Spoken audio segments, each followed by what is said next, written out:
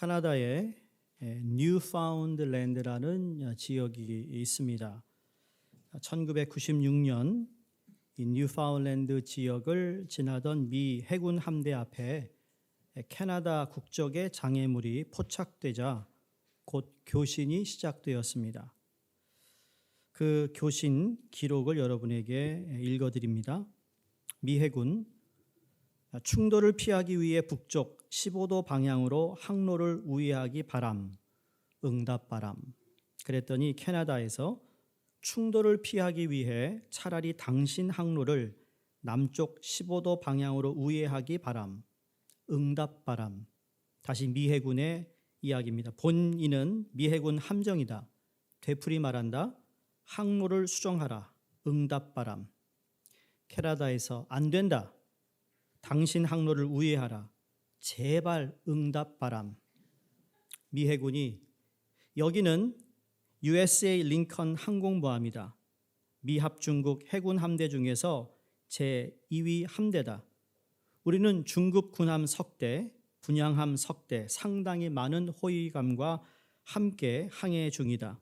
항로를 북쪽 15도 방향으로 우회하기를 요청한다. 확실히 경고하건대 항로를 바꾸지 않으면 우리 배의 안전을 확인하기 위해 필요한 조치가 취해질 것이다. 응답 바람. 캐나다에서 온 교신입니다. 여기는 등대다. 응답 바람. 미 해군의 답입니다.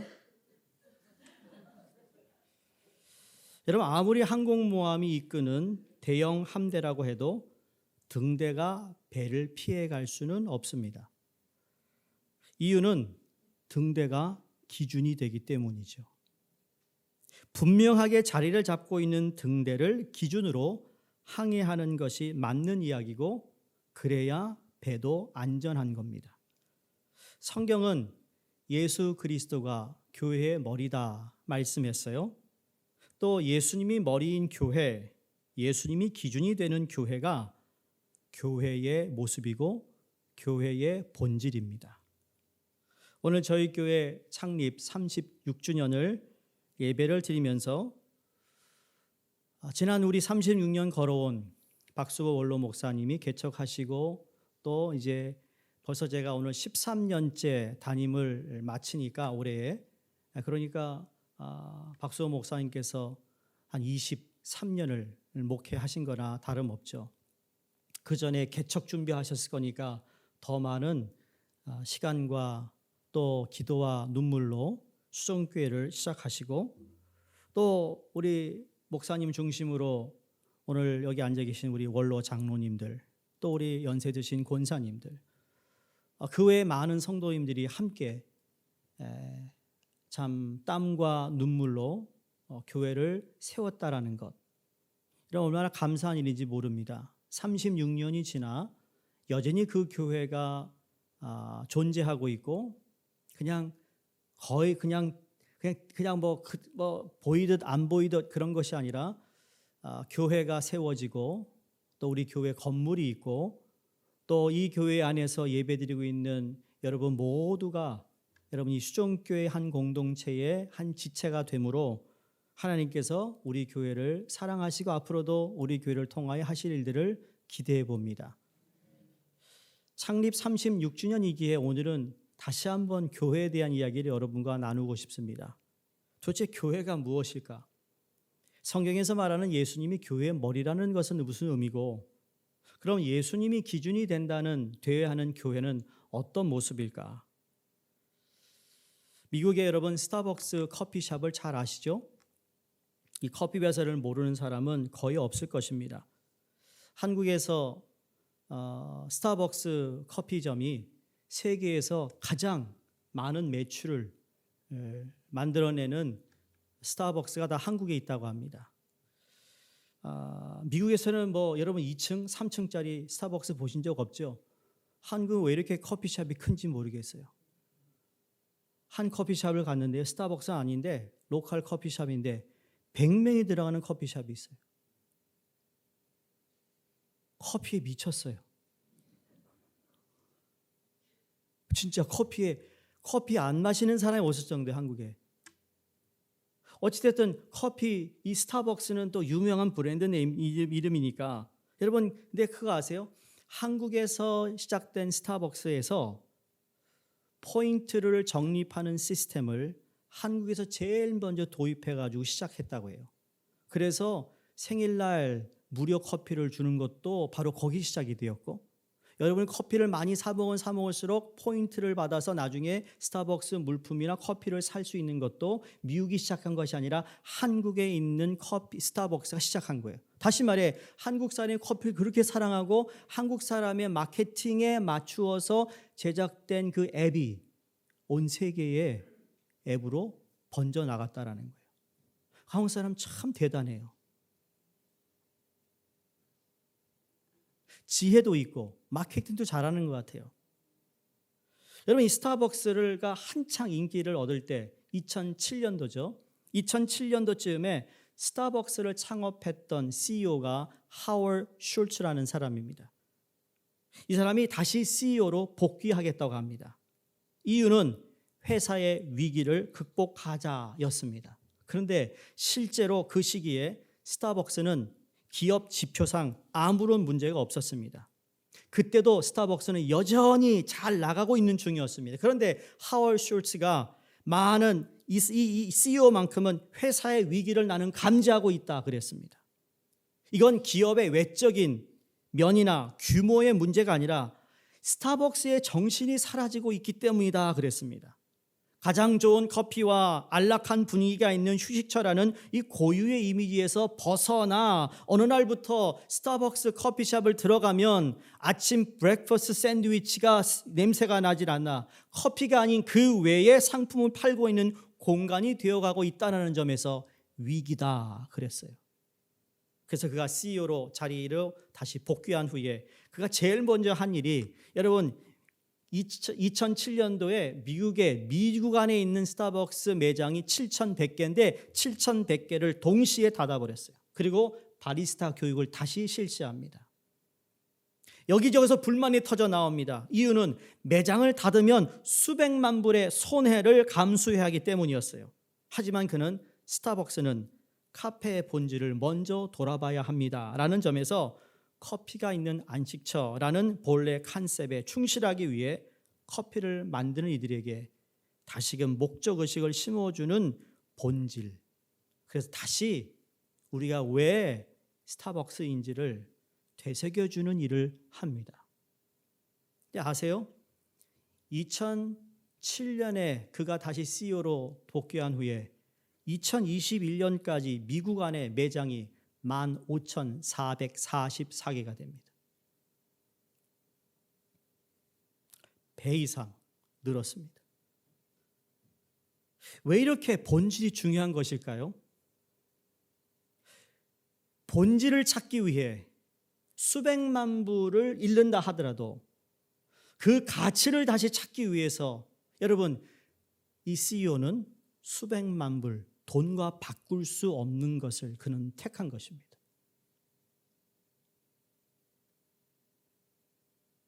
이게 바로 정체성과 관련되어 있기 때문입니다.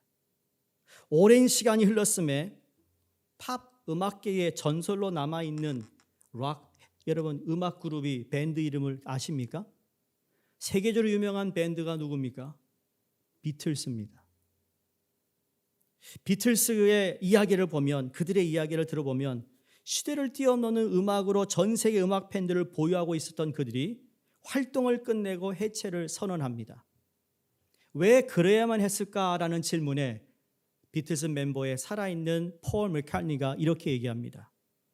1965년 여름, 비틀스는 처음으로 뉴욕 셰이 스테디움에서 공연을 가졌다. 5만 5천 명의 팬들이 열광을 했는데 이는 비틀스 라이브 공연 사상 최대 규모의 관중이었다. 그런데 그날 팬들의 아우성과 혼돈 때문에 우리가 연주하는 음악을 들을 수가 없었다. 예술이 인기에 묻혀버린 것이다. 그때부터 팬들의 소리에 나의 음악 소리를 듣지 못한 것 같았다. 사실상 그때부터 비틀스는 해체의 길을 걸었던 것 같다. 음악가에게 본질은 음악일 겁니다. 물론 음악을 들어주는 사람들로 인해 음악을 계속할 수 있지만 음악가에게 음악이 아니라 인기가 더 중요하다면 이건 곤란해질 것입니다. 본질에서 멀어지는 집이게 되면 생명력을 잃게 되기 때문에 그들은 그것을 알았기에 해체하기를 선언했던 것입니다. 비록 우리 신앙과 아무런 관계가 없는 세계적인 음악가와 밴드와 그리고 세계적인 기업을 여러분에게 설명드렸지만 여러분 여기서 배워야 할 점은 뭔지 아세요? 자기의 정체성을 되찾기 위해 엄청나게 노력을 하고 있다라는 거죠. 존재의 이유가 무엇인지를 다시 깨닫고자 하는 것이 여러분 어떻게 보면 잘 나가는 기업들이나 잘 나가는 모든 이 세상의 것들을 보면 이 본질에 충성하고 있다라는 거예요. 여러분의 이런 비유를 말씀드리는 것은 여러분 교회 역시 이게 다르지 않다라는 거예요.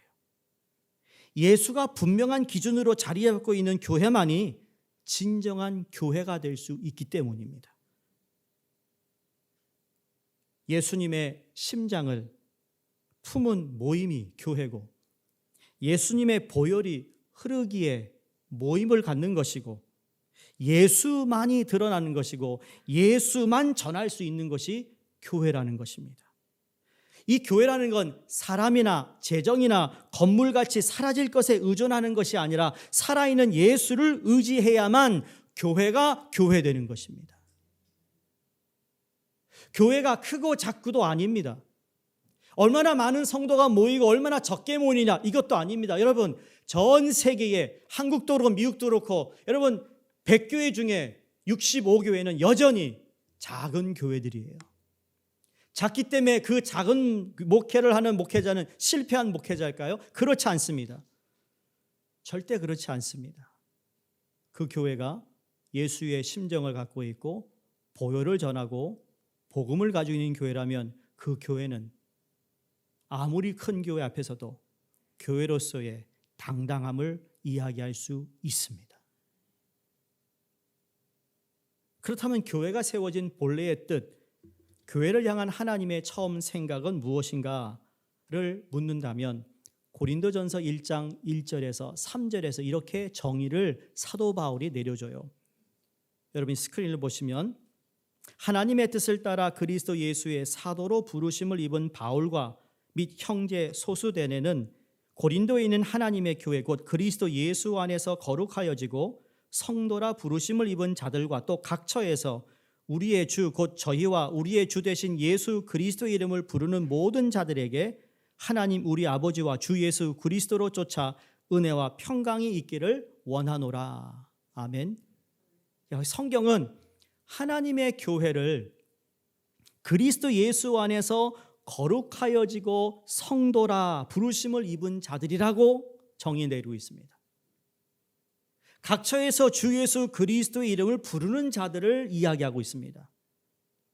교회를 이야기할 때 거룩함으로 부르심을 받은 자들이 교회라고 이야기하고 있다는 것이 중요한 것이죠. 즉 교회라는 건 건물이나 제도가 아니라 성도들의 모임이라는 겁니다. 무엇이라고요? 모임이요.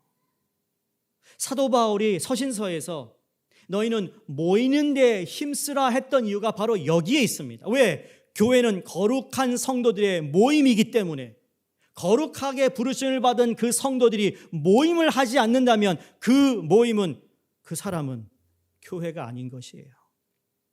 오늘날 그래서 이게 큰 도전입니다. 팬데믹 이후에 교회로 돌아가서 예배를 드리고 싶은 사람이 몇 프로인가 알아봤더니요. 여러분 40%는 여전히 교회를 나와 예배를 드리지 않는다고 합니다. 그 가운데는 온라인으로 예배 드리는 것을 더 익숙해진 사람이 있는가 하면 그 외에 교회를 안 나가는 데서 안다는 것이 아니라 그걸 영어로 플로링 크리스천이 합니다. 플로링, 붕붕 떠다닌다. 떠다니는 교인들이 있어요. 여러분 제가 안식을 하기 전에 설교 가운데 가나안 성도를 했잖아요. 그렇죠? 안 가네. 안 가는 거예요. 그런데 지금은 플로링 크리스천이 많다라는 거예요. 물론 하나님께 예배드리는 방식은 여러 가지가 될 수 있습니다. 상황이 따라 다릅니다. 성경에선 어제나 오늘이나 내일이나 변함없는 하나님의 말씀 가운데 교회는 거룩함으로 부르심을 받은 성도를 의미하고 있다는 것을 기억해야 된다는 거죠. 그래서 마태복음 16장 18절에 최초로 예수님께서 교회를 언급하실 때 사용하신 헬라어 단어가 우리가 잘 아는 에클레시아라는 단어인데, 에클레시아가 바로 부르심을 입은 사람이라는 뜻입니다. 여러분, 교회의 본질은 바로 그리스도를 믿고 따르는 저와 여러분이에요. 여러분이 교회라는 거예요. 만약 교회가 부패했다, 교회가 타락했다, 교회가 정말 교회답지 않다 얘기할 때 그 교회는 교회 건물이 노후했다는 뜻이 아니라 교회의 본질인 우리 자신이 교회답지 못함을 의미하고 있습니다. 교회가 싫으세요? 그 교회가 누군지를 잘 알아야 된다는 거죠. 여러분, 2000년 교회 역사를 살펴보면 교회가 아주 웅장한 예배당을 건축하기 시작합니다. 교회 안이 얼마나 화려해지는지 모릅니다. 교회가 얼마나 높고 얼마나 웅장한지 그 앞에 가면 그냥 와 할 정도입니다. 근데 아세요? 예수님이 오늘 본문 마태복음 16장에 나와 있는 가이사 빌립보 앞에 제자들과 함께 그 지역을 돌아다니면서 그들에게 물었던, 사람들이 나를 누구라 하더냐라고 물었던 그 장소가 그 당시에 우상, 로마 황제를 우상하고 로마 황제의 웅장함과 로마 황제의 화려함을 자랑하는 대표적인 성이 바로 가이사랴 빌립보 지역이었어요. 그 당시 예수님과 제자들 12은 정말 옷 한 벌밖에 없이 그냥 소위 떠돌아다니는 삶을 살며, 예수님은 머리를 대어 베개를 베고 삼을 만한 집이 없을 정도로 그러한 삶을 살았고, 누추하게 아주 가난한 모습으로 제자들과 함께 다녔던 그 제자들이 그 화려함 앞에서 예수님이 물었던 질문에 베드로가 뭐라고 얘기하죠? 주는 그리스도시요 살아계신 하나님의 아들이십니다. 그리고 예수님께서는 그 베드로 반석 위에 교회를 세우겠다고 오늘 본문이 말씀하고 있어요. 바꾸어 얘기해 볼까요? 오늘은 교회가 엄청나게 화려해지고 웅장해지고 그 규모를 자랑하고 있는 이 시대에 살고 있는 오늘날, 교회는 건물이 아닌데, 교회는 한 사람 한 사람 성도를 의미하고 있는데, 그 내실은 그 내 쪽으로는 정말 아무것도 없는 것 같은데 겉으로 화려하다고 해서 여러분 그것이 교회의 존재 아니면 목적을 알고 있는 것일까라는 질문을 안 할 수가 없다라는 겁니다. 교회가 이렇게 웅장해지고 화려해질 때 실은 가장 내적으로 부패한 때가 바로 중세기 교회였습니다. 교회의 본질인 그리스도인들이 교회된 자기 자신을 그리스도 안에서 바로 세우는 일보다 더 중요한 일은 없다고 믿습니다. 오늘 본문에 그렇게 물었던, 사람들이 날 누구다 하느냐, 주는 그리스도시여 살아계신 하나님의 아들입니다고 했더니, 그리고 17절 18절에 예수님이 이렇게 얘기합니다. 바요나 시몬아, 그때까지만 해도 시몬이었어요. 내가 복이 있도다. 이를 알게 한 이는 너의 혈육이 아니고 네 생각이 아니고 네가 지혜로워서 네가 똑똑해서가 아니라 하늘에 계신 내 아버지가 너에게, 즉 하나님의 성령이 너를 감동케 하셔서 너에게 고백하게 하신 분이 하나님이시다. 그러면서 또 내가 내게 이르노니 너는 베드로라. 자, 바요나 시몬에서 이제 너의 이름이 베드로로 바뀝니다. 내가 이 반석 위에 내 교회를 세우니 음부의 권세가 이기지 못하리라.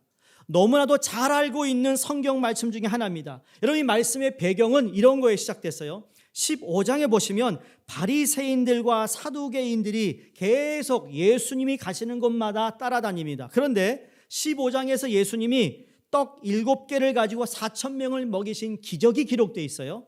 그 이전에는 우리가 잘 아는 오병이어의 기적이 기록되어 있어요.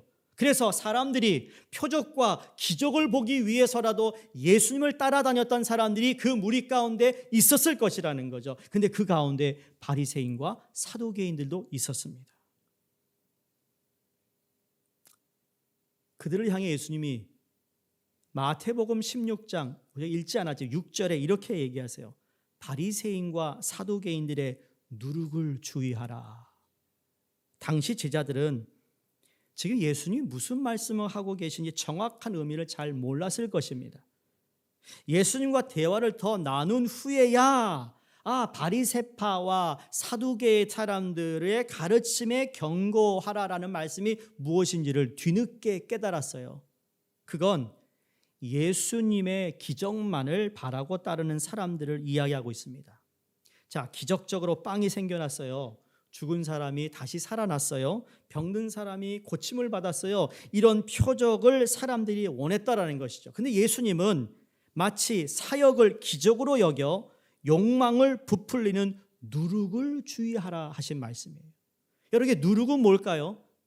바리새인들이나 사두개인들은 율법을 잘 지킨다는 그 자부심 때문에 온전한 하나님을 예배하고 경배하고 따라야 하는데 자기의 공로가 누룩이 됐고 자기의 자랑이 누룩이 되었고 은밀한 가운데에서 자기들의 뭔가를 보여주려고 했던 것이 누룩이 되었는데 그 누룩을 주님이 경고하고 있었습니다. 우리도 교회 잘 다녀요. 교회 잘 다니고 여러분이 헌신도 하시고 봉사도 하시고 너무나 감사한 일이에요. 근데 자칫 우리도 예수를 잘 믿고 교회를 다닌다고 하면서 예수님이 경고하셨던 이 누룩이 우리 가운데 있지는 않는가 한번 생각해 봐야 된다는 겁니다. 내가 이를 위해서 몇 년 동안 이렇게 헌신했는데 나도 모르게 셀프 글로리를 찾으려고 하는 거예요. 누군가에게 인기를 얻기로 원하는 마음이 내 안에 생기고 있어요. 처음엔 안 그랬어요. 그런데 그 일을 계속 하다 보니까 왜 나만 이 일을 해야 되느냐는 마음이 생겨요. 여러분, 그게 바로 누룩을 예수님이 말씀하고 있었어요. 예수님에게 중요한 것은 사람들이 많이 모이는 것이 아니라 그들이 모이는 이유입니다. 아무리 주변에 사람들이 많아도 표면적으로 보이는 불가사의한 기적을 이유로 모이는 모임은 예수님이 원치 않으시다라는 겁니다. 성도님들, 기적은 제한적입니다. 여러분, 빵을 먹게 되는 기적을 체험한 사람들은 시간이 지나면 또 배가 고픕니다. 병든 자를 고쳐도 그 사람은 언젠가 또 병이 들어 결국은 이 세상을 떠날 거예요. 죽을 것입니다. 이처럼 예수님은 어려움을 당한 자를 긍휼히 여기셔서 나아가 자신이 그리스도임을 선포하기 위해 기적을 행하시지만 그 기적이 예수님 사역의 목적이 아니었다라는 거예요. 예수님의 목적은 그냥 배고픈 사람 빵 주고 아픈 사람 치유하는, 여러분, 그것이 예수님이 이 땅에 오신 목적이 아니에요. 사역의 목적이 아니라고요. 베드로의 신앙 고백과 예수님이 교회의 설립을 언급하신 말씀은 우연이 아니에요. 사역의 본질, 교회의 본질을 흐리게 하는 누룩을 조심하고 교회가 왜 존재해야 하는지, 교회의 존재의 목적이 무엇인지에 집중할 것을 요구하고 계시라는 거죠. 사랑하는 성도님들, 36년 동안 우리가 여기까지 왔습니다. 제가 2대 담임 목사로서 저도 얼마 안 있으면 10몇 년 지나면 이제 저도 은퇴하고 나갈 텐데 여러분도 사역에서 모든 걸 내려놓고 하고 싶어도 하지 못하는 때가 올 텐데 여러분, 그때가 오기 전에 어쩌면 우리는 다시 한번 교회의 본질, 내가 왜 이 사역을 하고 있지? 내가 왜 여기서 예배를 드리고 있지? 내가 왜 이 수종교회에서 함께 몸담고 신앙생활을 하고 있는가? 그냥 다녔으니까 다니는 게 아니라 한번 물어봐야 됩니다. 그 물음 속에는 내 안에 누룩은 없는가 하는 것이죠. 학창시절에 한동안 자주 건넸던 말 중에 웃기지 마, 착각은 자유야, 그런 말 해보셨죠? 착각은 자유야. 응? 많이 했던 것 같아요. 까불지 마. 너 착각은 자유다. 그래. 어느 책을 보니까 이 착각에 대한 이 남자들의 착각, 여자들의 착각이 있더라고요.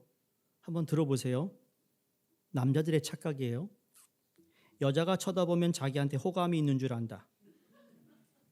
나 정도면 괜찮다고 생각해서 자기를 싫다고 하면 한번 튕기는 거라고 여긴다. 여자들의 착각. 남자가 말을 걸면 자기한테 관심 있는 줄 안다. 남자가 자기와 같은 방향으로 걸으면 관심이 있어서 따라오는 줄 안다. 초등의 착각. 자기가 서울대 갈 수 있을 줄 안다. 중고등의 착각. 앞사람 등 뒤에 숨어서 잘 때 선생님이 안 보이면 선생님도 자기를 안 보는 줄 안다. 세상 엄마들의 착각. 우리 애는 정말 착한데 친구를 잘못 만나서 삐뚤어진 줄 안다. 그럼 우리의 착각, 이 이야기를 들으면서 나는 아니라고 생각한다.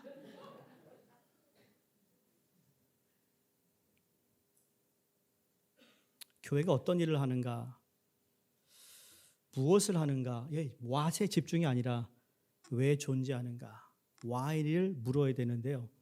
이걸 묻지 않으면 우리는 계속 똑같은 착각의 실수를 번복한다는 것을 생각합니다. 여러분, 신앙인들 사이에 가장 빈번하게 일어나고 있는 착각이 무엇인지 아세요? 뭐 같으세요? 나는 하나님을 잘 믿는 것 같다. 누군가 이런 생각을 할 때 중요한 건 여러분, 하나님의 판단이죠. 사람의 판단이 아닙니다. 다만 우리가 해야 하고 할 수 있는 그 생각이 나만의 착각이 되지 않기 위해서, 그래서 우리는 신앙의 다름질을 하는 거예요. 사도 바울이 표대를 향하여 내가 달려간다 했던 말씀이 바로 그 의미라는 것이죠. 예수님 당시에도 심각한 착각에 빠져 살던 사람들이 많았어요. 그 대표가 바리새인들이었습니다. 왜? 그들은 자기가 하나님을 가장 잘 믿는다고 생각했는데 예수님은 생각이 다르셨잖아요. 그런 착각에 빠질 만한 이유가 있었는데 그 이유는 수백 가지 율법을 철저하게 지키며 살았기 때문이다라고 이야기합니다. 하지만 예수님은 그런 그들에게 단호하게 아니다 라고 말씀하셨습니다. 자, 오늘 다시 본문으로 돌아와서 예수님께서 제자들에게 물었던 질문, 사람들이 인자를 누구라 하더냐? 여러분 그 질문을 한번 생각해 보셨나요? 그 다음에 제자들이 처음에 더러는 세례 요한이라 합니다. 아니요, 엘리야라고 합니다. 아니요, 예레미야나 선지자 중에 하나라고 하나이다. 왜 이러한 사람들의 인물들을 언급했을까? 여러분, 세례 요한은 광야에서 약태 털옷을 입고 석청을 먹으며 회개를 촉구했던 그 당시의 영웅이었어요. 사사 같은 사람이었어요. 엘리야는 구약의 가장 위대한 선지자 중에 하나로서 큰 기적을 행하던 불의 선지자였어요. 예레미야는 민족을 위해 눈물을 흘릴 정도로, 그래서 별명이 눈물의 선지자, 울보였어요. 그가 기도하며 하나님의 말씀을 대언한 따뜻한 리더십을 연상했는지도 모르겠어요.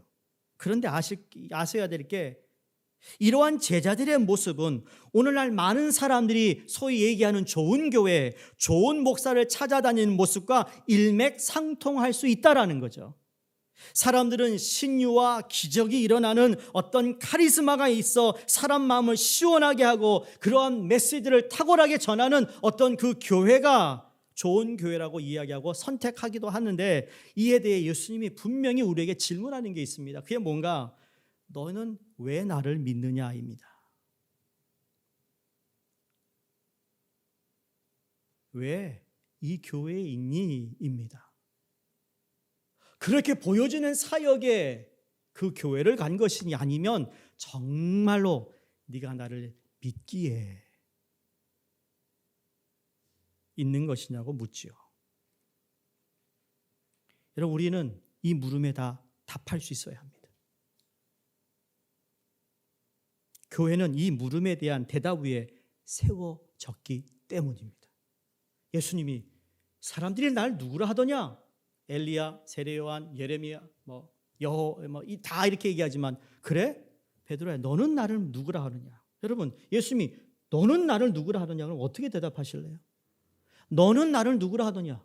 그래, 아무개 집사는 그러더라. 너는 나를 누구라 하더냐? 그 질문에 여러분 답을 해야, 그 답을 한 그 고백, 주는 그리스도시요 살아계신 하나님의 아들이십니다라고 고백했던 그 고백 위에 예수님이 그 다음에 예전이 뭡니까? 베드로야, 이 반석 위에 내 교회를 세우리라. 베드로 때문에, 여러분 베드로가 반석이 아니라는 거예요. 베드로가 고백한 예수 그리스도가 바로 반석이 된다는 것. 그분을 내가 고백하면 고백할수록 그 반석은 점점 단단해진다는 것이죠. 신앙인의 고백이 그래서 중요한 거고, 예배를 시작하실 때마다 우리가 사도신경을 고백하는 것도 바로 그 이유에 있습니다. 왜? 이 예수를 나는 믿습니다. 다른 거 아니에요. 아까 말씀드린 것처럼 그 고백이 있는 교회가 진정한 교회예요. 예수의 교회라는 거죠. 그것이 개인이요, 그 부르심을 받은 성도들이 모아 예배드릴 때 하나님은 그곳에 음부의 권세가 함부로 하지 않은 교회가 되는 줄로 믿습니다. Size doesn't matter예요. Membership doesn't matter예요. Budget doesn't matter라는 거죠. 그래서 아까도 서론에 작은 교회라 할지라도 이 고백 위에 세워진 교회가 교회라는 거예요. 아무리 화려하고 웅장한 예배당을 가지고 있다 하더라도 그 안에 있는 성도들이 이 고백이 없다면 예루살렘 성전을 우상화했던 이스라엘 백성들과 다를 바가 없는 것이죠. 교회의 본질, 여러분 예수님의 사역이 하늘나라를 전파하고 말씀을 전하고 가르치고 그리고 치유하는 사역이었어요. 하늘나라를 전파했다, 말씀을 가르쳤다, 아픈 자들을 치유했던 건 예수님의 사역에, 여러분 이 교회에 예수님이 이 땅에 오신 목적이 아니에요. 그 전파를 통해, 가르침을 통해, 치유를 통해 딱 한 가지를 주님이 이 땅에 오셨어요. 그게 뭘까요? 영혼 구원이에요. 살리는 일이에요. 이걸 우리가 잊어서는 안 된다는 겁니다. 이 사역을 위해 주님은 12제자들을 세우셨고 지금도 그 제자를 세워가는 사역을 오늘도 하고 있는 것이고, 저희 수종교회가 이 주님의 사역을 위해 여러분과 모두가 함께 부름을 받았어요. 이 사명을 앞으로도 잘 감당해야 될 줄로 믿습니다. 왜 그 사역을 잘 감당하냐고요? 영혼 구원을 위해, 사람 살리는 일을 하기 위해. 말씀을 마칩니다. Jesus Continue라는 책이 있습니다.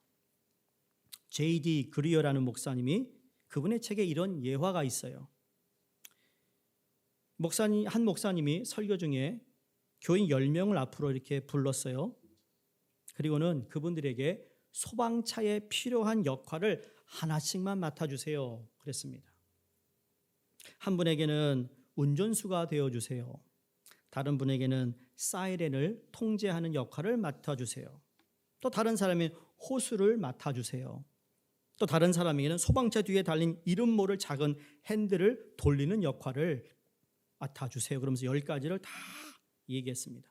맡아달라. 그리고 그 역할이 무엇인지를 잘 생각하고, 그리고 그 역할을 나중에 얘기해 주세요 그랬습니다.